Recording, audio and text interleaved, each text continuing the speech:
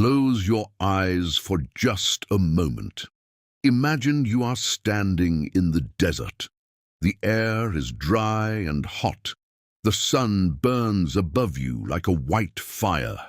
And in front of you, rising from the golden sand, stands a structure so enormous, so perfectly shaped that it seems impossible it was built by human hands thousands of years ago, and it is still standing. You are at Giza.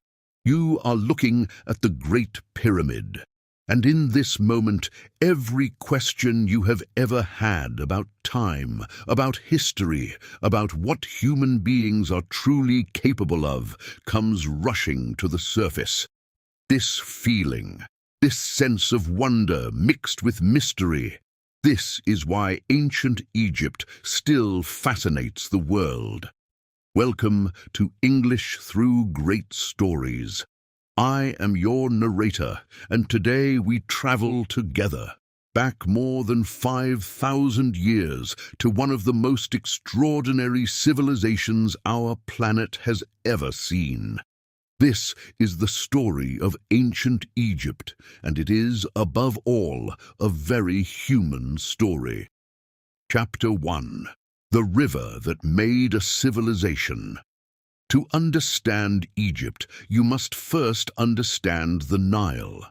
It is not simply a river, it is the reason Egypt exists at all.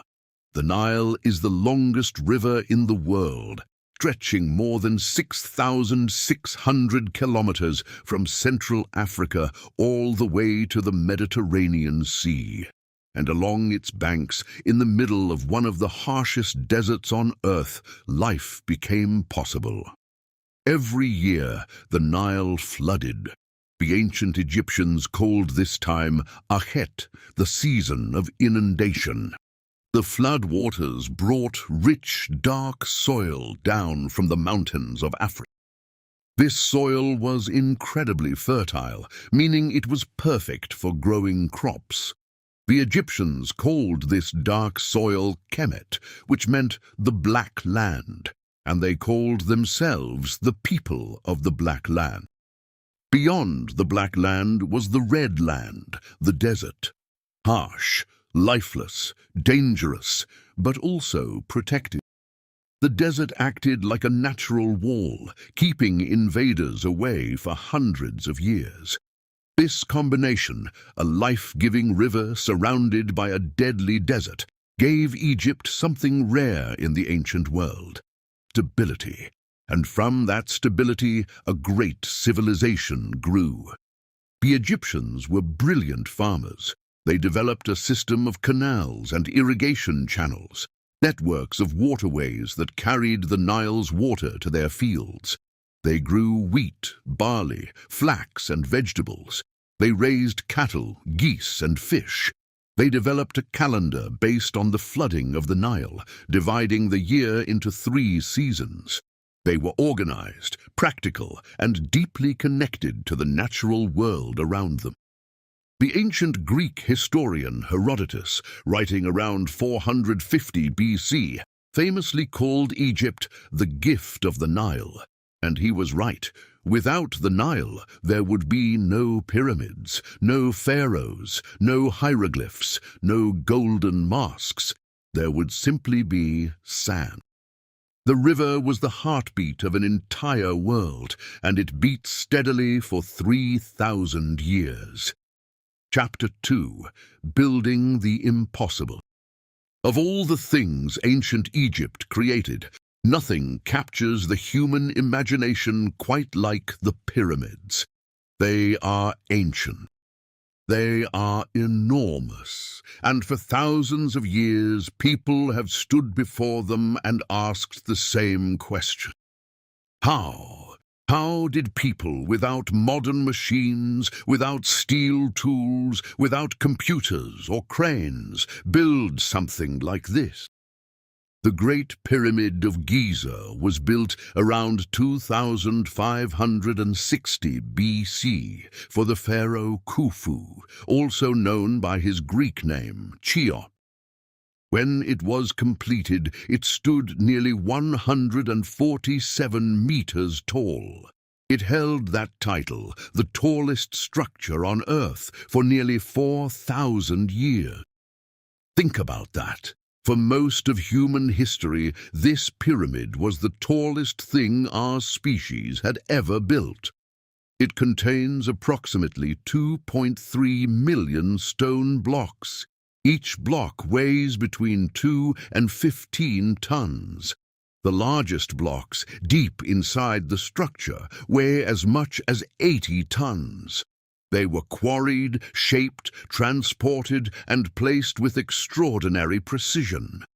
The base of the Great Pyramid is level to within just 2 centimeters across its entire 230-meter length.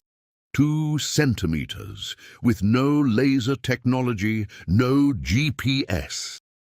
Archaeologists and engineers now believe the pyramids were built by a large, organized workforce. Not slaves, as was once believed, but skilled workers and laborers. Evidence found at Giza suggests these workers were paid in food, beer, and medical care. They lived in organized villages near the site. They had supervisors, work gangs with names, and even a kind of professional pride in what they were building. One worker's diary, discovered in 2013, the oldest papyrus ever found, was written by a man named Merer. He was an inspector in charge of a crew of around 200 workers. He recorded in careful detail the journeys his team made transporting white limestone from the quarries at Tura across the Nile to Giza. He noted the dates, the distances, the amounts of food consumed. He was proud of his work. The pyramids were not just tombs. They were statements of power, of faith, and of a deeply held belief in eternal life. They pointed upward, toward the sky, toward the sun, toward the god. For the Egyptians, the shape of the pyramid represented the descending rays of the sun. To be buried inside one was to be held in the arms of light itself forever. Chapter 3. Gods, Magic, and the Afterlife.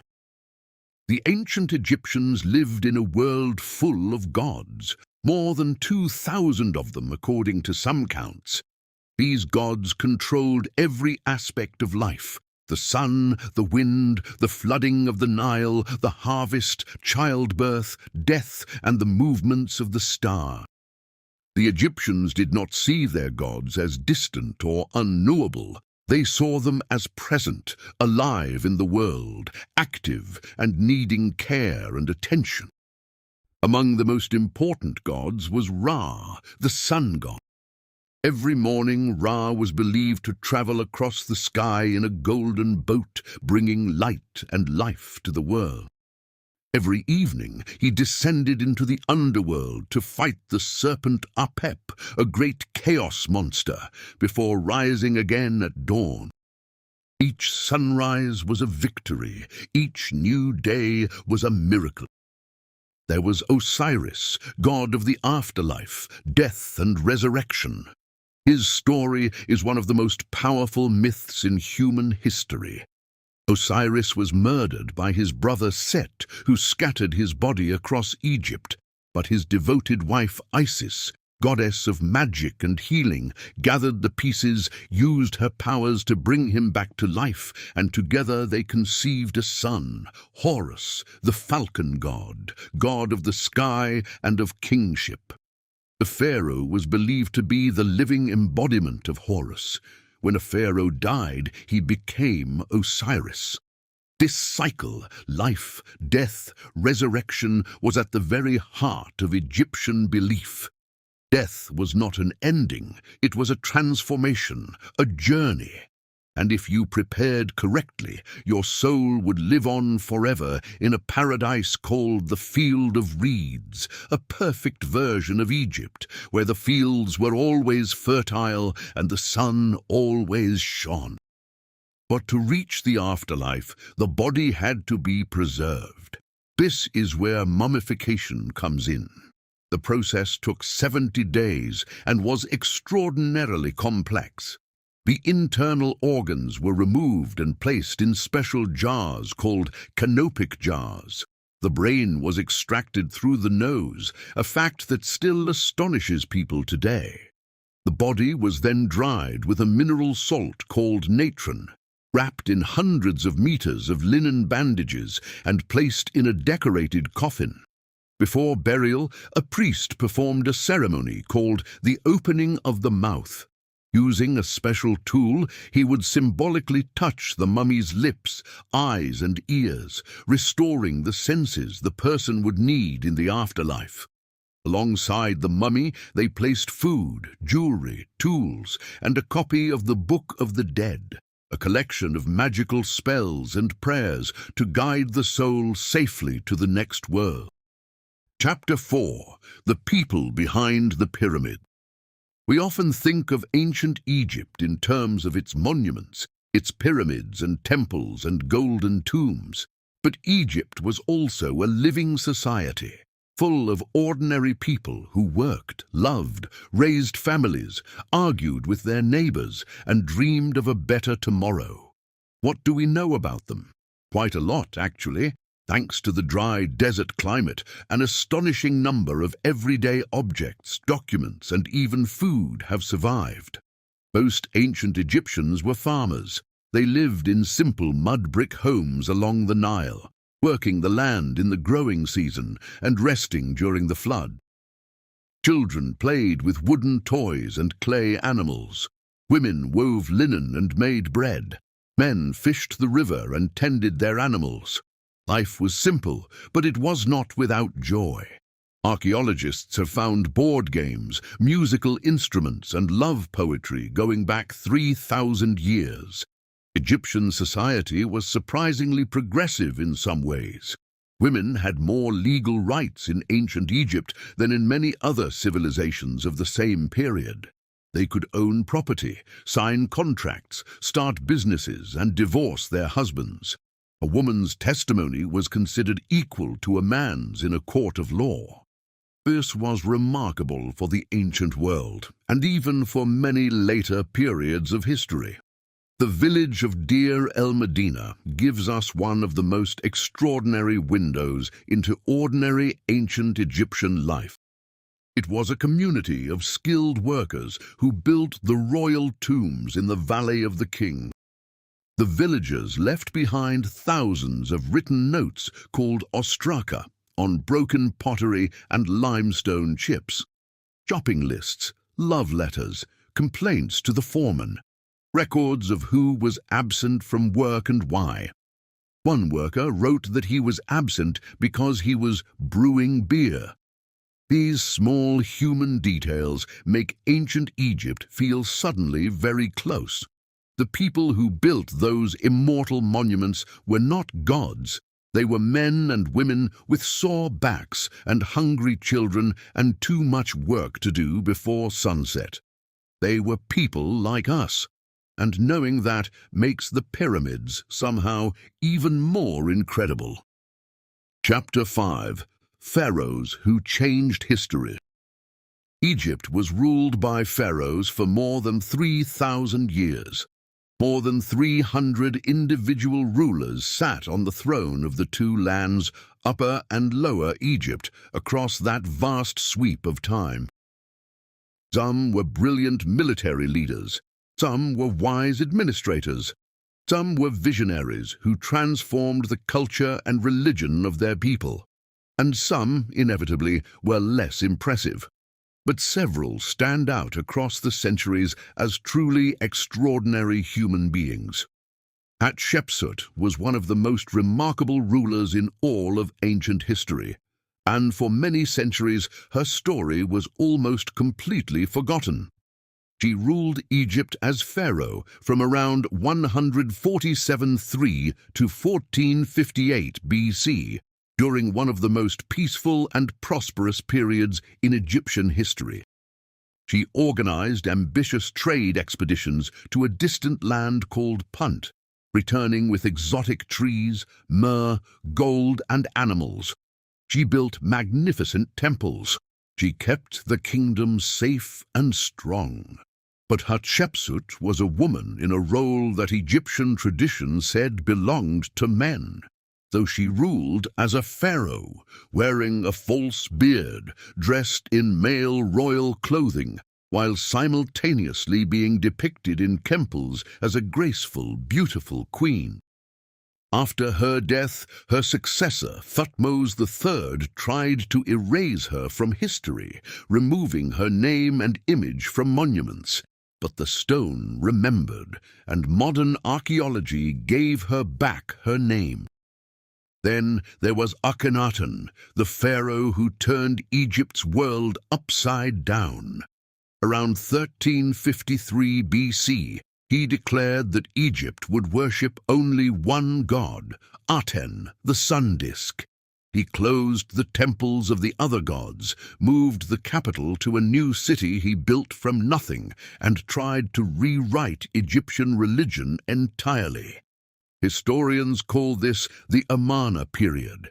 It lasted only 17 years. After Akhenaten died, his successors reversed nearly everything he had done. Akhenaten's son, or possibly his younger brother, became the most famous pharaoh in the world, despite dying very young and ruling for only about 9 years. His name was Tutankhamun. He is famous not for what he did during his life, but for what was found after his death. In 1922, British archaeologist Howard Carter discovered his nearly intact tomb in the Valley of the Kings, filled with over 5,000 extraordinary objects, including a solid gold funeral mask of breathtaking beauty. And then there was Ramesses II, known as Ramesses the Great.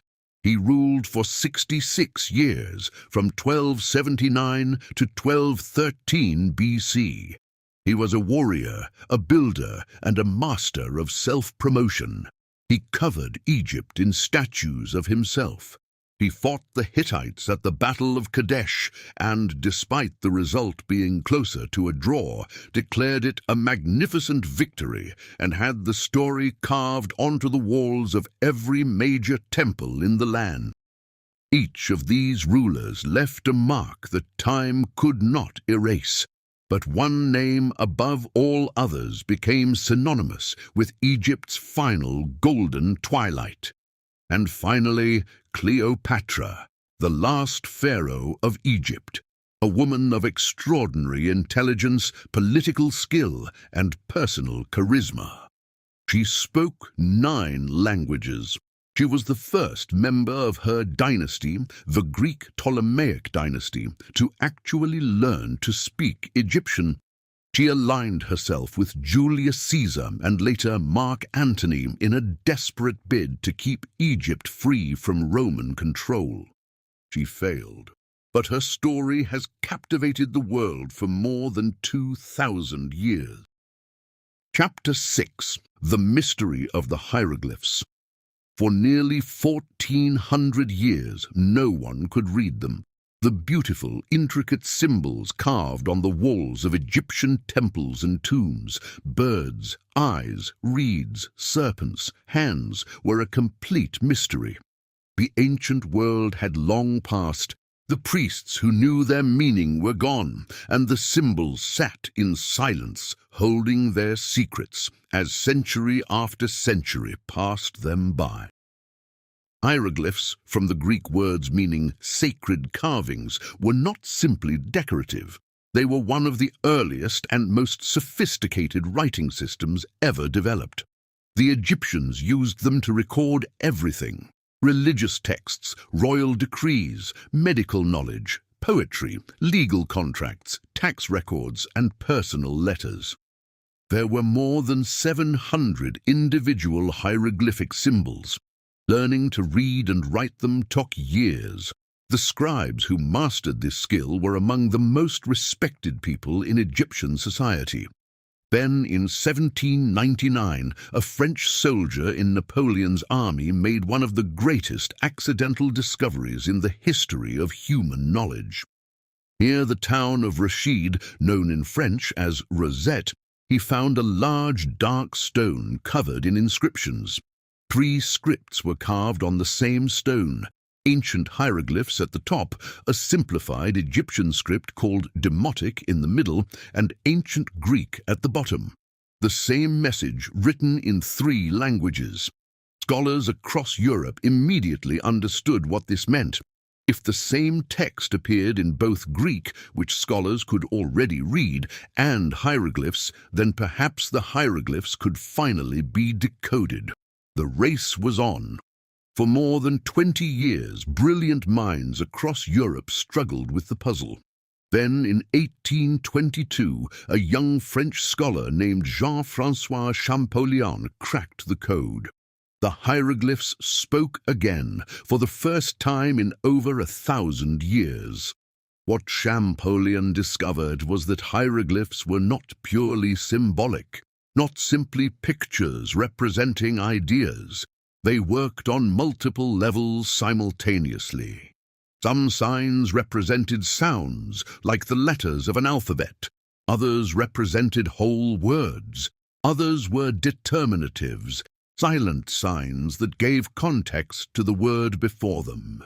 It was a complex, layered, and remarkable system, and unlocking it opened the entire ancient world of Egypt to modern understanding. Suddenly, the walls of temples and tombs were not just beautiful decorations, they were libraries. They contained medical texts describing surgical procedures still considered sound today. They contained astronomical observations of extraordinary accuracy. They contained some of the oldest love poems ever written by human hands. Poems of longing and tenderness that could have been written yesterday. The silence had broken. Egypt was speaking, and the world was listening. Chapter 7. What Egypt Left Behind. Ancient Egypt did not simply vanish. When it fell, first to Alexander the Great in 332 BC, then eventually to Rome, its ideas, its art, its science, and its spirituality spread out into the wider world like ripples in still water. You can trace the influence of ancient Egypt in Greek philosophy, in Roman architecture, in the early development of Christianity, in the foundations of modern medicine, mathematics, and astronomy. The Egyptians were remarkable engineers and mathematicians. They understood the concept of pi, the relationship between a circle's diameter and its circumference, more than 4,000 years ago. They could calculate the volume of a pyramid and the area of a triangle. The Edwin Smith Papyrus, written around 1600 BC, describes surgical procedures for injuries to the head, neck, and chest with a level of clinical precision that astonished modern medical historians. Egyptian art influenced the entire ancient Mediterranean world. The stiff, formal posture of figures in Greek sculpture during the Archaic period, standing straight, 1 foot forward, arms at the sides, was directly borrowed from Egyptian artistic tradition. The Greeks themselves acknowledged this debt. They visited Egypt's monuments with awe and came home transformed. Pythagoras, Plato, and Thales, towering figures of Greek thought, were said to have studied in Egypt. The Egyptians also gave us the first known peace treaty in history. After the Battle of Kadesh between Egypt and the Hittite Empire around 1274 BC, Ramesses II and the Hittite king Hatshepsut III signed an agreement to stop fighting, respect each other's territories, and return political refugees. A copy of this treaty is displayed today at the United Nations headquarters in New York as a symbol of humanity's long desire for peace. And the legacy of Egypt lives on in language, too. Words like paper come from papyrus, the plant the Egyptians used to make writing material. The word chemistry may derive from Kemet, the black land itself. Even the names of the days of the week in many languages are linked to heavenly bodies that the Egyptians studied with devotion for thousands of years. Even our modern 24-hour day is a legacy of ancient Egypt. They were among the first civilizations to divide the day into 24 hours, a system that the entire modern world still uses. Egypt is woven into the fabric of modern life in ways most people never notice. The Cairo Museum contains millions of artifacts. The temples at Luxor and Karnak still stand, still commanding silence and wonder from everyone who walks between their towering columns. The pyramids still rise from the desert plateau at Giza, their limestone cores exposed, their original smooth white casing stone mostly gone, but their shape unchanged, their power undimmed. New discoveries are made almost every year. Egypt still has secrets it has not yet told. A reflection. Why Egypt still speaks to us. So why, after all these thousands of years, does ancient Egypt still fascinate the world? Why do millions of people visit its museums every year? Why do films, novels, documentaries, and video games return again and again to the banks of the Nile? I think the answer lies in something very deep. Something that goes beyond the gold and the mystery and the sheer impossible scale of what they built. Ancient Egypt confronts us with the most fundamental questions of human existence. Who are we? What happens when we die? How should we live? What do we leave behind? The Egyptians did not look away from these questions. They faced them directly, with art, with architecture, with myth, with ritual, with mathematics, and with an extraordinary, stubborn refusal to accept that consciousness simply ends. They built their answers in stone, and the stone endured. When we look at the golden mask of Tutankhamun, we are not just looking at a beautiful object. We are looking at the face of a young man who died at perhaps 18 years of age, more than 3,000 years ago, and who was loved enough that his people covered him in gold, surrounded him with treasure, and sealed him in stone so that his soul might live forever. There is something in that act that moves us across all the centuries in a way that is almost impossible to explain. When we read the love poetry of ancient Egypt, I found my love by the lotus pool, her eyes shining in the morning light. We are not reading the words of a stranger. We are reading ourselves, the same longing, the same beauty, the same ache. 3,000 years collapse into nothing, and we are one people, standing together on the banks of the same river, looking up at the same stars. Egypt also reminds us what human beings are capable of. Not with algorithms, not with robots or artificial intelligence, with hands, with rope, with water and sand, and an extraordinary collective will. The Great Pyramid was not built by one genius. It was built by thousands of ordinary people working together towards something greater than themselves. It is perhaps the most powerful monument to human cooperation ever created. There is a concept in ancient Egyptian thought called Ma'at. It is one of the most important ideas in all of Egyptian philosophy, and there is no single English word that translates it perfectly. Art means truth, but also justice. It means balance, order, and harmony. The Egyptians believed that Ma'at was the force that held the universe together. Without it, chaos would return.